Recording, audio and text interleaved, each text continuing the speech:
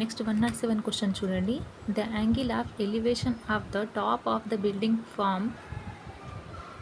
from the foot of a tower is 30 degrees and the angle of the elevation of the top of the tower from the foot of the building is 60 degrees. If the tower is 50 meters height, then the height of the building is in meters. ఇవి మన ఎత్తులు దూరాలు and ఎత్తులు దూరాలు అని ఉన్నాయి, trigonometry properties అని ఉన్నది కదా, ఆ చాప్టర్ నుంచి ఇచ్చిండు 10th క్లాస్. ఏమంటున్నాడు చూడండి తెలుగులో. ఒక గోపుర పాదం నుండి ఒక భవనాగ్రపు ఊర్ధ్వకోణము 30 degrees, మరి భవన పాదం నుండి గోపురానికి 60 degrees ఊర్ధ్వకోణము. గోపురం యొక్క ఎత్తు 50 meters అయితే భవనం యొక్క ఎత్తు మీటర్లలో కనుగొండి అంటున్నాడు. ఫస్ట్ మనం ఇచ్చిన దాని నుంచి మనకు ఏం చేయాలి, ఒక ఫిగర్ని డ్రా చేసుకోవాలి. ఫస్ట్ ఏమంటున్నాడు మనకు, ఇది మన ఇదేంటిది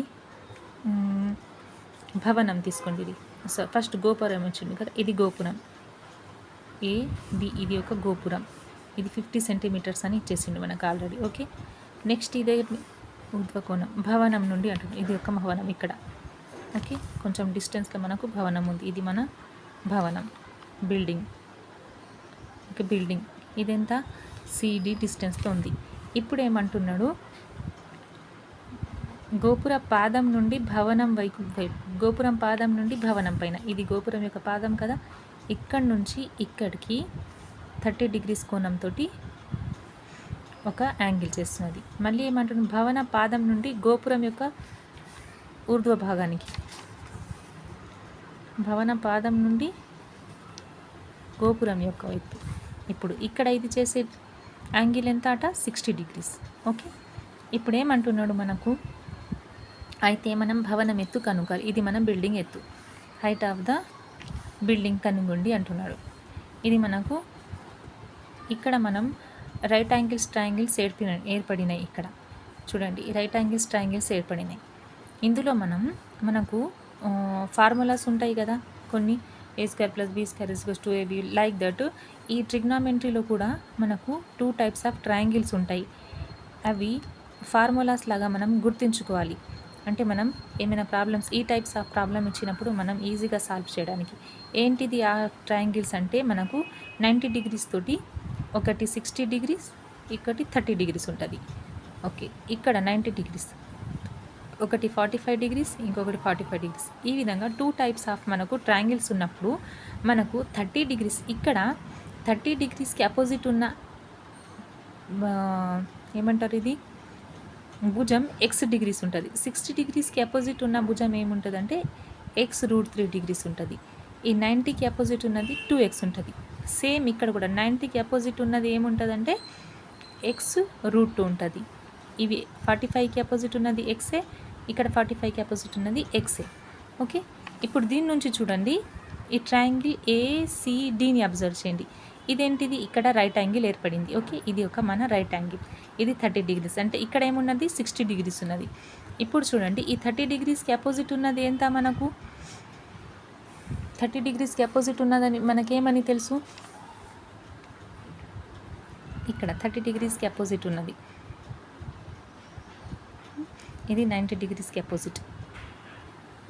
ఇక్కడ నేను ఈ ట్రయాంగిల్ని ఇక్కడ కింద గీస్తాను చూడండి. ఫస్ట్ ఇది అబ్జర్వ్ చేయండి, ఇది 60 degrees తోటి ఉన్నది. ఏది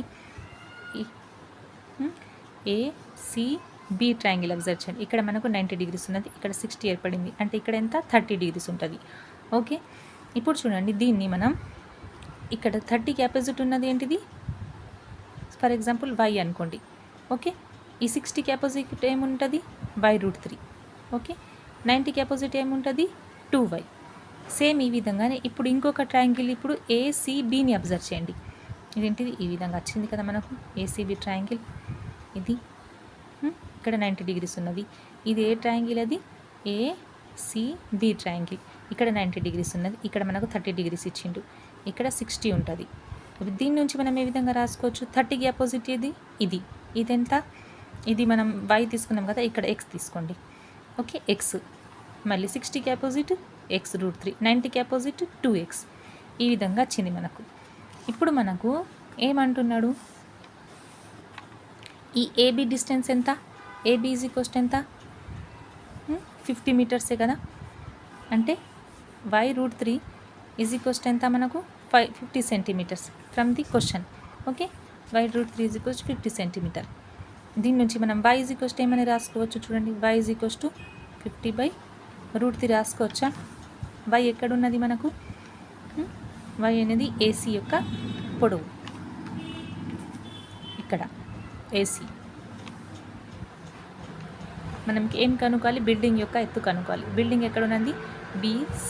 ఇది దేనికి ఈక్వల్ అవుతుంది, ఇది BCకి ఈక్వల్ అవుతుంది. ఓకే, 50/√3 ఈక్వల్స్ టు దేనికి ఈక్వల్ అవుతుంది, అది ఇక్కడ మనం బిల్డింగ్ యొక్క ఎత్తు x తీసుకున్నాం కదా,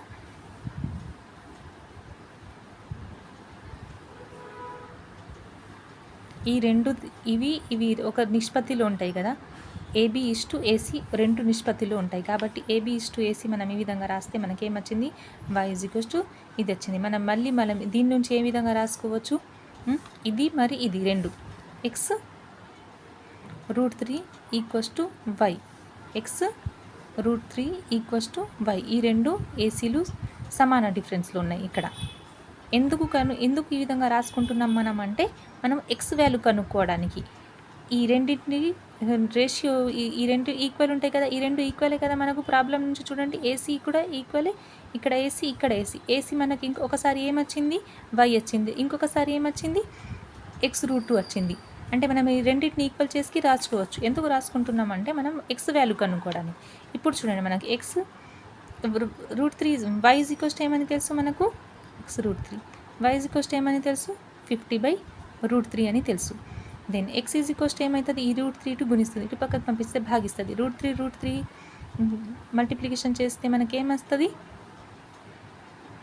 50/3. √3 హోల్ స్క్వేర్గా రాసుకోవచ్చు. స్క్వేర్కి రూట్ క్యాన్సల్ అయ్యి మనకేం మిగులుతుంది, 50 మిగులుతుంది. సింపుల్, అర్థమైందా? ఫస్ట్ ఈ 50 సెంటీమీటర్ దేనికి ఈక్వల్ అయింది, వైకి ఈక్వల్ అయింది. y√3 is equals to 50 centimetre. But మనం ఈ y కనుక్కున్న తర్వాత ఈ AC is equals to 2 time వచ్చింది. ఇక్కడ కూడా ఏసీ ఉన్నది, y ఉన్నది, ఇక్కడ AC is equals to x√3. కాబట్టి ఈ రెండింటిని ఈక్వల్ చేసి మనం ఎక్స్ వాల్యూ ఫైండ్ అవుట్ చేసినాం. ఈ ఎక్స్ అంటే ఏంటిది, ఇది బిల్డింగ్ యొక్క హైట్. ఎక్స్ ఎక్కడ ఉన్నది, ఇక్కడ. ఇది ఏంటిది, బిల్డింగ్ యొక్క height. Then what is our building height, x is equals to 50/√3. ఈ విధంగా చేయాలి. ఫస్ట్ మనకి ఈ విధంగా 90 తోటి 60 30 తోటి ఉన్న ట్రయాంగిల్స్ని గుర్తుంచుకుంటే ఈ అపోజిట్ యాంగిల్స్ x√3 ఈ విధంగా రాసుకున్న తర్వాత సింపుల్గా చేయొచ్చు. ఈ స్టెప్ ఎందుకు తీసుకున్నాం, ఫస్ట్ ఎందుకు y√3 ఈజ్ ఈక్వల్స్ టు, ఇక్కడ AB ఈజ్ ఈక్వల్స్ టు ఉన్నది, y√3 వచ్చింది. ఈ y√3 ఈజ్ ఈక్వల్స్ టు ఇచ్చిండు ఆల్రెడీ మనకు 50 centimetre. That's why we are taking this step. Okay, don't be confuse. Next question చూడండి, మనకి ఏమి ఇచ్చింది. Next question, let B, C equals to 1 2 3 4 if the equation x² + bx + c equals to 0 has real roots, then the number of orders pair B, C is. ఇక్కడ మనకు real roots అంటే వాస్తవ సంఖ్యలు, వాస్తవ మూలాలు. ఇది కూడా మన 10th class question. B, C equals to 1 2 3 4 x² + bx + c equals to 0 సమీకరణానికి వాస్తవ మూలాలు ఉంటే B, C యొక్క క్రమయుగ్మాల సంఖ్య కనుగొండి అంటున్నాడు. ఇక్కడ మనకు గుర్తు రావాల్సింది, ఫస్ట్ మనకు మన రేఖా సమీకరణం యొక్క ఫామ్ గుర్తుకు రావాలి. ఏంటిది మన రేఖా సమీకరణం, ax² + bx + c is equals to, ఇది మన రేఖా సమీకరణం. దీనికి మనం మూలాలు కనుగొనడానికి మనకు విచక్షణ ఉన్నది. విచక్షణ ఏంటిది, b² - 4ac, ఇది మన విచక్షణ. దీన్ని మనం బేస్ చేసుకొని ఏ విధంగా రాసుకోవచ్చు, for example b² - 4ac greater than 0 ఉంటే మనకు మూలాలు ఏ విధంగా వస్తాయి, అవి వాస్తవాలు, రియల్ నెంబర్స్ ఉంటాయి మరియు డిఫరెంట్ ఉంటాయి. రియల్ నెంబర్స్ ఉంటాయి, డిఫరెంట్ ఉంటాయి. When b² - 4ac greater than 0 అయితే then that roots are real and different. If b² - 4ac equals to 0 అయితే then what is the types of roots, real numbers. Okay, these are real numbers. Real numbers ఉంటాయి మరియు ఏమవుతాయి, equal అవుతాయి. Real numbers అయితే equal అవుతాయి. Next ఏమిటిది, b² - 4ac less than 0. Less than 0 అయినప్పుడు మనకు మూలాలు ఏ విధంగా వస్తాయి, అవి మనకు కల్పితాలు అంటే సంకీర్ణ సంఖ్యలు అన్నట్టు, మనకు వాస్తవ కరెక్ట్గా రాదు. ఇప్పుడు మనకి ఇచ్చిన క్వశ్చన్ ఏంటిది, ఏమంటున్నాడు, మనకు ఒక సమితి ఇచ్చిండు. ఏంటిది ఆ సమితి? ఫస్ట్ సమితి రాసుకోవాలి. ఏమి ఇచ్చిండు మనకు? బి కామా సి తీసుకోండి. బి కామా సిలు ఏ విధంగా తీసుకోవాలట? ఇక్కడ ఇచ్చిన మూలాలు తీసుకోండి అంటున్నాడు. ఓకే, ఇక్కడ మనకేమని తెలుసు? b² - 4ac. దీంట్లో మనం బి కామా సి ఈ ఉన్న ఎలిమెంట్సే తీసుకోవాలి. తీసుకుంటే అవి ఏం కావాలి? రియల్ రూట్స్ వచ్చే విధంగా చూడండి అంటున్నాడు. ఇది గ్రేటర్ దాన్ ఆర్ ఈక్వల్. ఎందుకు గ్రేటర్ దాన్ ఈక్వల్ కావాలి? ఎందుకు అన్నాడు అంటే వాస్తవ మూలాలు కావాలి అన్నాడు. కాబట్టి మనకు వాస్తవ మూలాలు కావాలంటే మనం ఏం కావాలి? అవి గ్రేటర్ దాన్ 0 అయితే కూడా వాస్తవ మూలాలు అవుతాయి, ఈక్వల్ 0 ఉంటే కూడా వాస్తవ మూలాలు ఉంటాయి. కాబట్టి మనం గ్రేటర్ దాన్ ఈక్వల్ అని ఈ విధంగా తీసుకున్నాం. ఆ రెండింటిని కలిపి మన స్టేట్మెంట్ తీసుకున్నాం. ఇప్పుడు చూడండి, ఇప్పుడు ఏమంటున్నాడు? ఒకవేళ మనం b = 2 తీసుకున్నాం. ఫస్ట్ 1 తీసుకుంటే ఏమవుతుంది? 1 మైనస్ సంథింగ్ అంటే 0 అయిపోతుంది. 1 తీసుకున్నప్పుడు c = 2 తీసుకుంటాం. ఆర్ c = 1 తీసుకున్నాం. అయితే ఏమైతాయి? మనకు మైనస్లలో వచ్చేస్తుంది. అది రియల్ నెంబర్స్ వస్తాయా? రావు. కాబట్టి మనం ఫస్ట్ 2 తీసుకోవాలి. ఓకే, నెక్స్ట్ ఏం తీసుకుంటాం? c = 1. ఇప్పుడు 2 సబ్స్టిట్యూట్ చేస్తే ఏమొస్తుంది మనకు? 4² - 4 అంటే 0 వచ్చేస్తుంది. అయితే ఇది మన ఒక క్రమయుగ్మం అవుతుంది. ఓకే, ఇది ఒకటి 2, 1.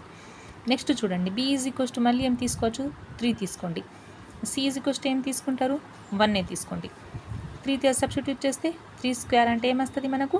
9. 9 - 4 × 1 అంటే ఇది కూడా మనకు రియల్ నెంబర్స్ వేస్తుంది. ఇది ఒక క్రమయుగ్మం. ఓకే, నెక్స్ట్ చూడండి, నెక్స్ట్ b = 4 చూడండి. c = 4 తీసుకుంటే ఇది ఏమైతే? 16 - 4 × 7 రాదు. కాబట్టి మనం ఏం తీసుకోవాలి? 2 తీసుకోండి. 4, 2 ఇంకొకటి వచ్చేసింది. నెక్స్ట్ చూడండి, నెక్స్ట్ ఏం తీసుకోవచ్చు? ఏం మిగిలింది? b = మళ్ళీ 4 తీసుకోండి. c = 1 తీసుకున్నాం కదా. ఇప్పుడు c = 3 తీసుకోండి. 3 తీసుకుంటే 16, 4 3 = 12 అంటే మళ్ళీ మనకు రియల్ నెంబర్స్ వస్తాయి. కాబట్టి మనకి 4, 3 ఇంకొకటి వచ్చేసింది క్రమయుగ్మం. ఓకే, మళ్ళీ చూడండి, 1 తీసుకున్నాం, c = ఇంకా c = 2 తీసుకున్నాం. మళ్ళీ 4 తీసుకున్నప్పుడు 1 తీసుకోలే కదా. 4 తీసుకున్నప్పుడు 1 తీసుకుని చూడండి ఏమవుతుంది? 4 అంటే 1. ఇది కూడా రియల్ రూట్స్ వస్తాయి. కాబట్టి 4, 1 ఇంకొకటి వచ్చింది. మళ్ళీ చూడండి, మనం ఏం సబ్స్టిట్యూట్ చేయొచ్చు? b² = 4 తీసుకోండి. 4, 4 = 16. మళ్ళీ c = కూడా 4 తీసుకోండి. 4, 4 = 16 అంటే 0 వచ్చేస్తుంది. కానీ దీని లెస్ దాన్ 0 రావద్దు. 0 వస్తే నో ప్రాబ్లం. ఇప్పుడు ఎన్ని వచ్చినాయి మనకు? నెక్స్ట్ చూడండి, c = 3. 1, 2, 3, 4, 5, 6. మళ్ళీ ఏమైనా వస్తాయా?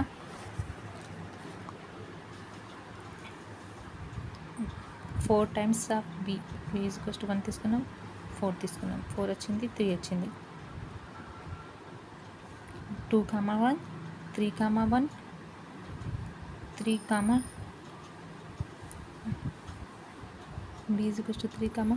b = 3 ఒకటి వస్తుంది. మళ్ళీ c = 2 కూడా తీసుకోవచ్చు కదా. ఎస్, b = 3 తీసుకున్నప్పుడు c = 2 తీసుకుంటే 3, 3 = 9, 4, 2 = 8 అంటే ఇది కూడా మనకు గ్రేటర్ దెన్ 0 వస్తుంది. 3, 2. మళ్ళీ ఇంకేమైనా మిగిలిందా? చూడండి, 3 తీసుకున్నాం, 4 తీసుకున్నాం, అయిపోయినాయి. 1, 2, 3, 4, 5, 6, 7 అంటే మనకు టోటల్గా వచ్చే క్రమయుగ్మాల సంఖ్య ఎంత? 7. This is our answer. Solution ఈ విధంగా చేసుకున్నాం. మనం దేన్ని బేస్ చేసుకుని b² - 4ac ఈ 2 సబ్స్టిట్యూట్ c = 1 ఈ విధంగా ఉన్న ఈ సమితిలోని మూలకాలను సబ్స్టిట్యూట్ చేస్తూ పోతే మనకు గ్రేటర్ దాన్ 0 ఆర్ ఈక్వల్ 0 రావాలి. లెస్ దాన్ 0 రావద్దు. ఈ విధంగా మనం ఇన్ని క్రమయుగ్మాలను రాయొచ్చు. 7. నెక్స్ట్ చూడండి, if sin θ + sin² θ = 1, then 1 + cos² θ + cos power 4 θ = how much అంటున్నాడు. ఇక్కడ కూడా మనకు ట్రిగ్నామెట్రీ నుంచి ఇచ్చిండు క్వశ్చన్. ఫస్ట్ మనకి ఏమని తెలుసు? sin² θ ప్లస్ ఇచ్చిన స్టేట్మెంట్ ఫస్ట్ రాసుకోండి. ఏమంటున్నాడు మనకు? sin θ ప్లస్ sin² θ = 1 అంటున్నాడు. ఈ sin θను ఇక్కడనే ఉంచి ఆ sin² θను ఒక అటు పక్కకు పంపించేయండి. ఏమొస్తుంది? 1 మైనస్ సైన్ స్క్వేర్ థీటా అంటే మనకేమని తెలుసు? కాస్ థీటా అని తెలుసు. ఓకే, కాస్ థీటా అని తెలుసు. ఇప్పుడు ఈ సైన్ని మళ్ళీ ఏ విధంగా రాసుకోవచ్చు మనం? మనకు స్టేట్మెంట్ ఏమి ఇచ్చిండు? 1 plus cos square theta plus cos power 4 theta. 1 plus cos square theta plus cos power 4 theta is equals to how much అంటున్నాడు. ఇప్పుడు చూడండి, మనం దీన్ని ఏ విధంగా రాసుకోవచ్చు? 1 plus cos square theta plus cos square theta whole square. 1 plus cos square theta అంటే మనకి ఏమొస్తుంది? 1 ప్లస్ కాస్ స్క్వేర్ థీటా అంటే మనకు 1 రాస్తుంది. దీన్ని మనం ఏ విధంగా రాసుకోవచ్చు? Sine theta plus sine square థీటాగా రాసుకోవచ్చు. ఇప్పుడు ఈ రెండింటి యొక్క ఏమవుతుంది? ఇది 1 ప్లస్ కాస్ స్క్వేర్ థీటా అంటే 1. ఇప్పుడు కాస్ స్క్వేర్ థీటాని sine square theta plus sine theta plus sine square థీటాగా రాసుకోవచ్చు. ఇప్పుడు దీన్ని కూడా ఈక్వల్ చేస్తే మనకు 1 వస్తుంది. ఈ రెండింటిని ప్లస్ చేస్తే మనకు 2 వస్తుంది. What is our answer? 2 is our answer. Next చూడండి, in a triangle PQR right angle at Q PR plus QR is equals to 25 and PQ equals to 5 then the value of P అంటున్నాడు. ఇక్కడ మనకు P అని ఇవ్వలేదు, value of tan P. Okay, త్రిభుజం ఏబీసీలో PQR triangle అంటున్నాడు. First ఒక triangle draw చేసుకోండి. ఇక్కడ ఇది మన ట్రయాంగిల్. ఏంటిది ట్రయాంగిల్?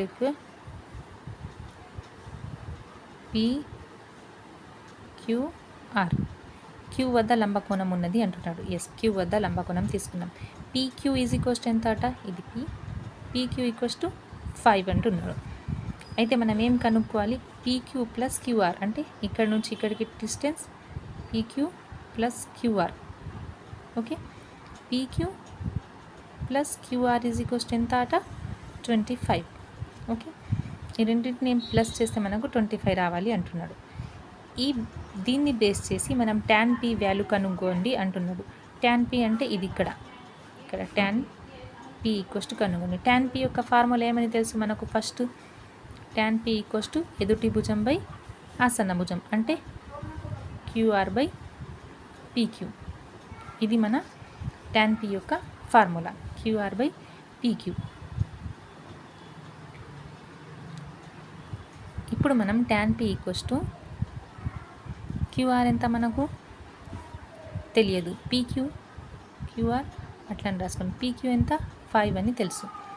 ఓకే, దీన్ని విధంగా ఉంచుకున్న తర్వాత ఇప్పుడు దీన్ని అబ్జర్వ్ చేయండి. ఈ ఒక రైట్ యాంగిల్ ట్రయాంగిల్ కదా.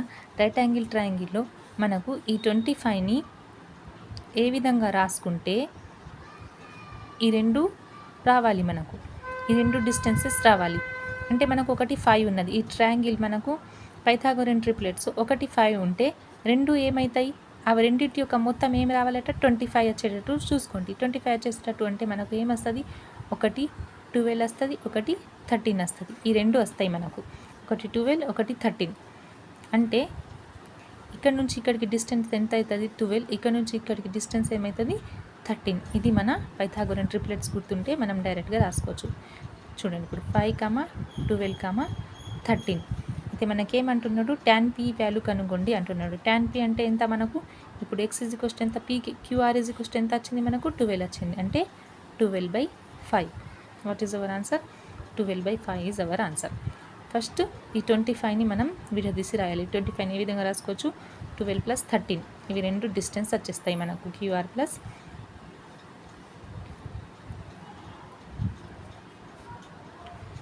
ఇక్కడ PR అన్నాడు కదా. ఎస్, PR ప్లస్ QR ఈ రెండింటిని ప్లస్ చేస్తే మనకు 25 రావాలి అన్నాడు. కాబట్టి ఈ రెండింటిని ప్లస్ చేస్తే మనకి ఎంత వస్తుంది? 25 వచ్చేటట్టు ఈ రెండు డిజిట్స్ని తీసుకోవాలి.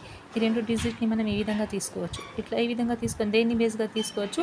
పైథాగోరియన్ ట్రిప్లెట్స్ బేస్గా తీసుకోవచ్చు. ఈ విధంగా మనం సింపుల్గా సాల్వ్ చేస్తే tan P is equals to ఎదుటి భుజం బై ఆసన్న భుజం QR by PR then 12/5 is our answer.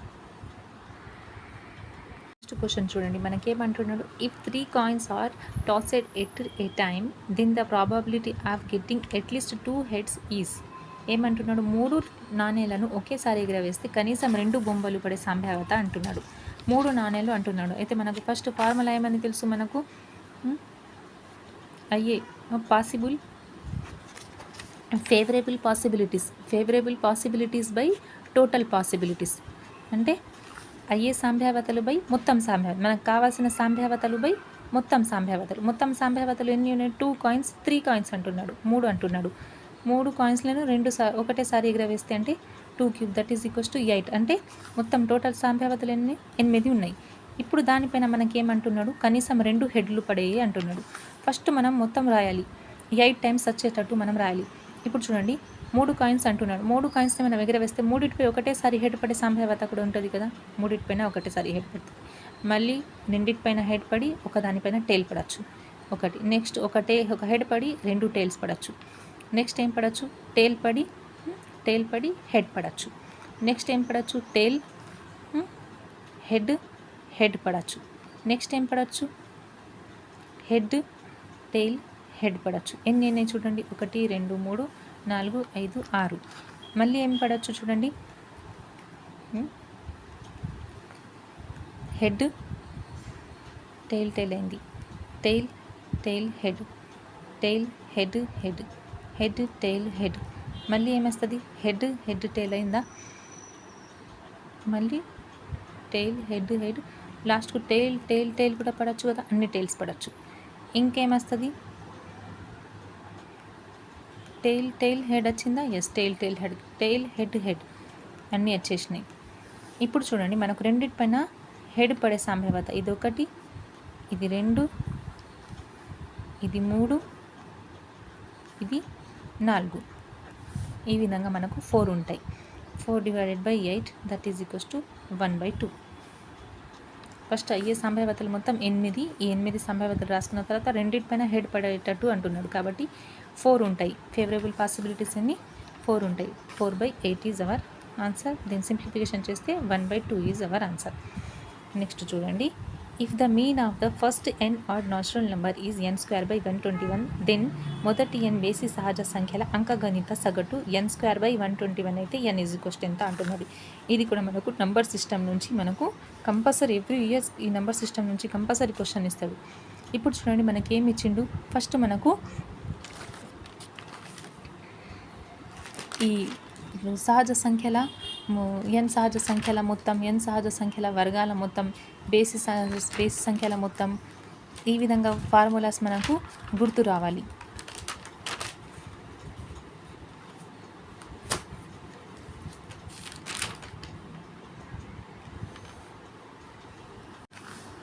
ఇప్పుడు మొదటి n బేసి సంఖ్యల అంకగణిత సగటు అంటున్నాడు. మొదటి n బేసి సంఖ్యల అంకగణిత సగటు, మొదటి n బేసి సంఖ్యలు రాసుకోండి. First 1 3 5 7 dash. ఈ n యొక్క సిరీస్ ఏమి విధంగా ఉంటుంది? మనకు సహజ సంఖ్యలు అంటే n+1, సరి సంఖ్యలు అంటే 2n. ఇప్పుడు ఇది ఏంటిది? బేసి సంఖ్యలు. బేసిస్ యొక్క సిరీస్ ఏ విధంగా ఉంటాయి? మనకు 2n - 1.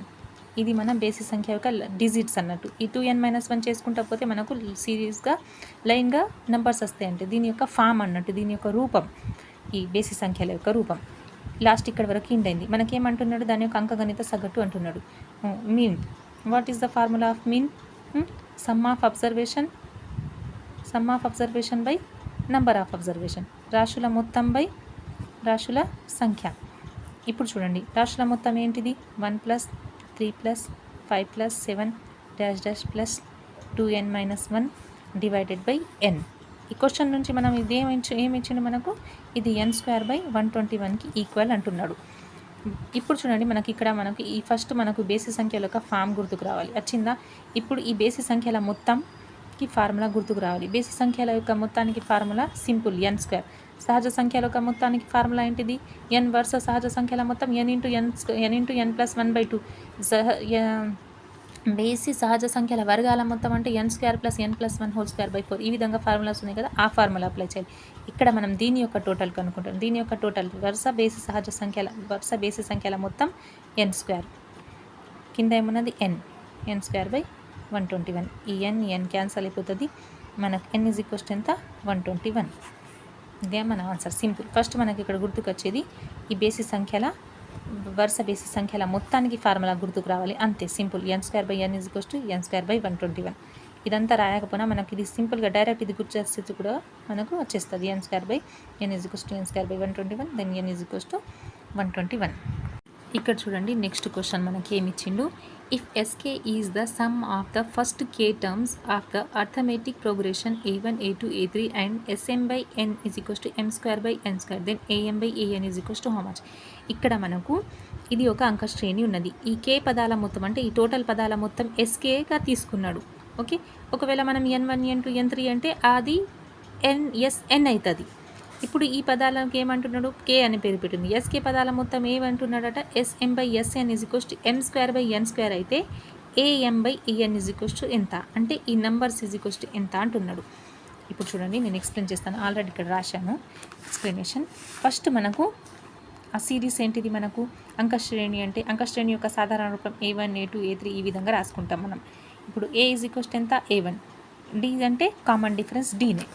ఓకే, ఇప్పుడు ఏంటిది మనకు చూడండి ఏమంటున్నాడు, an యొక్క రూపం ఏమని తెలుసు మనకు. ఇప్పుడు an సిరీస్ తీసుకున్నాం మనం. an ఏమొస్తుంది, a plus n minus 1 into d, ఇది an యొక్క రూపం. am తీసుకున్నాం అనుకోండి, am అంటే మనకి ఏమొస్తుంది, a1 plus m minus 1 into d. ఇప్పుడు మనం ఈ పదాల మొత్తానికి ఫార్ములా ఏమని తెలుసు మనకు, Sn n/2 2a plus n minus 1 into d. దేనికి, ఇది Snకి. ఈ విధంగానే మనం సేమ్ Sm తీసుకున్నాం అనుకోండి, Sm మనకి ఏమొస్తుంది, ఇది కూడా రాసుకోవచ్చు. మనకు ఏమని తెలుసు, రెండు లాస్ట్ డిజిట్స్ తెలిసి ఉన్నప్పుడు కూడా మనం Sn by a plus n అని ఈ విధంగా ఈ ఫార్ములా కూడా యూజ్ చేయొచ్చు. బట్ మనం ఇక్కడ ఏం చేస్తున్నాం, ఈ ఫార్ములా యూజ్ చేస్తున్నాం.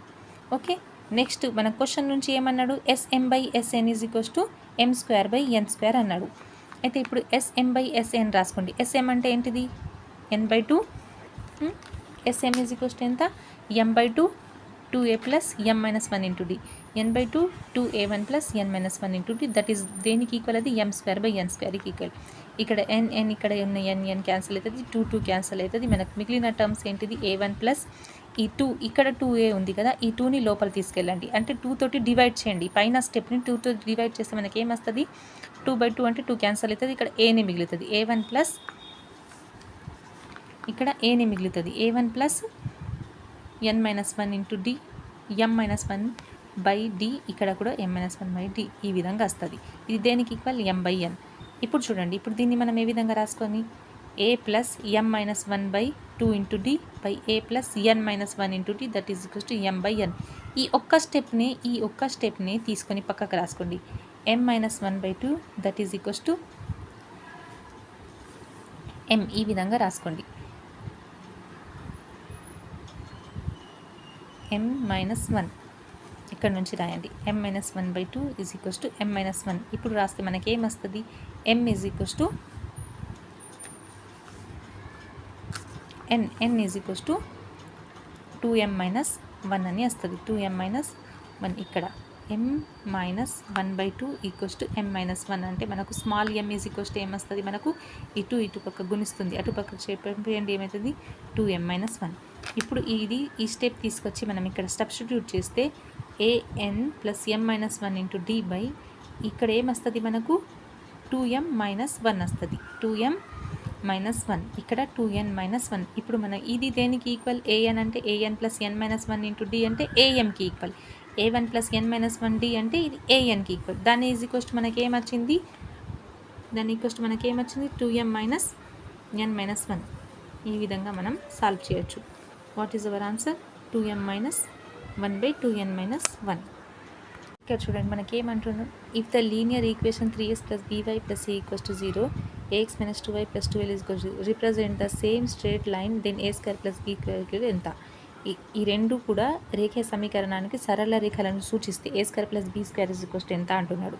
మనకు ఫస్ట్ ఇది కూడా 10th క్లాస్ క్వశ్చన్, సరళ రేఖల నుంచి 10th క్లాస్ నుంచి క్వశ్చన్. మనకు రెండు ఈ విధంగా మనకున్నది కదా, అది రెండు సరళ రేఖలు అనుకున్నాం మనం.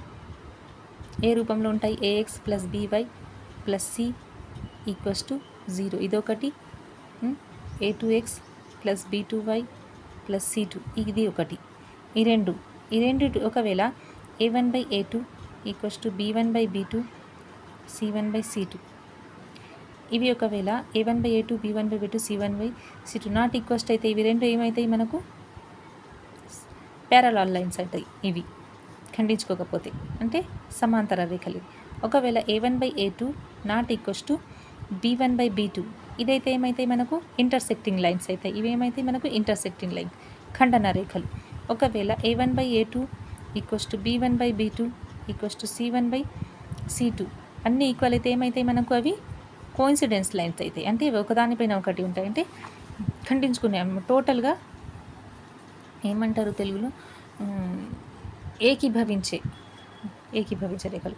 ఇప్పుడు మనకి ఇచ్చిన దాన్ని చూడండి, ఇచ్చినది ఏంటిది 3x + by ప్లస్ ఇందులో ఏ ఏమున్నది 3/a ఈక్వల్స్ టు b అంటే b/-2, ఇక్కడ c అంటే ఏమున్నది మనకు మళ్ళీ ఏనే ఇచ్చిండు. Okay, a/12. ఇప్పుడు ఈ రెండింటిని ఈక్వల్ చేయండి. మనకు 3/a equals to a/12. Then cross multiplication చేస్తే మనకి ఏమొస్తుంది, a² = 36. దెన్ a = ఏమొస్తుంది ±6. ఇప్పుడు చూడండి a = 6 వచ్చింది. ఇప్పుడు దీని నుంచి మనం b కనుక్కోవాలి. ఈ రెండింటిని ఈక్వల్ చేయండి. ఏమవుతుంది 3/a = b/-2. దెన్ ఇదేంటిది a ఇక్కడ సబ్స్టిట్యూట్ చేయండి. ఏమవుతుంది 3/6 తీసుకోండి, that equals to b/-2. Okay, 3 1s 3 2s. Then b = ఎంత వస్తుంది మనకు 4 వస్తుంది. కాదు 2 క్యాన్సల్ అయిపోతుంది కదా. b = కూడా ±1 వస్తుంది. ఇప్పుడు ఏమంటున్నాడు మనకు a² + b² = ఎంత అంటున్నాడు. ఇప్పుడు ఏ అంటే 6² + 1² that is equals to 36 + 1 that is equals to 37. This is our answer. ఒకవేళ మనం మైనస్లలో తీసుకున్నా కూడా స్క్వేర్ చేస్తున్నాం కాబట్టి ప్లస్ అయిపోతుంది. -6 తీసుకుంటే స్క్వేర్ చేస్తే కూడా +36 చేస్తుంది. -1 కూడా తీసుకుంటే 36 చేస్తుంది. 37 ఈజ్ అవర్ ఆన్సర్.